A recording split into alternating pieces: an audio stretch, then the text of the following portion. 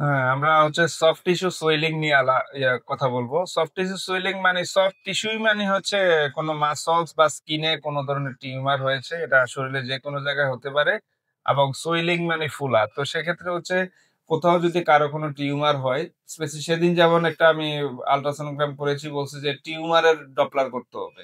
মূলত একটা চাকা আছে, একটা টিউমার আছে অনেক বছর ধরে। এটার মধ্যে কোনো ধরনের ভাস্কুলারিটি আছে কিনা ওটা দেখার জন্য। তো আমরা মূলত হচ্ছে সফট টিস্যু সোয়েলিং এর নরমাল আল্ট্রাসোনোগ্রামও করতে পারি, যে এটার ফিচারসটা নরমালি গ্রে স্কেলে কেমন, আবার সোয়েলিং এর ক্ষেত্রেও করতে পারি। আমরা একটু যদি ডিসপ্লেতে দেখাই এদিকে, এই যে আমরা তার এদিক দিয়ে পায়ের যে মাংসগুলা দেখতেছি, এগুলা কিন্তু তার মাংস।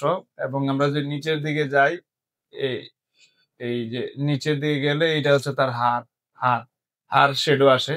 এই মাংসের মধ্যে সাপোজ এখানে কোন ধরনের চাকা আছে, আমি কিন্তু একদম ক্রিস্টাল ক্লিয়ার দেখতে পাবো, এবং এই চাকাটা কতটুকু গভীরে, এবং এটার ভিতরে কোনো রক্ত চলাচল আছে কিনা, এবং আশপাশ থেকে কোন ধরনের ভাস্কুলারিটি এটার ভিতরে ইনভলভ হলো কিনা, এই যে পায়ের রক্তনালী, এগুলো কিন্তু আমরা সব বর্ণনা দিতে পারবো।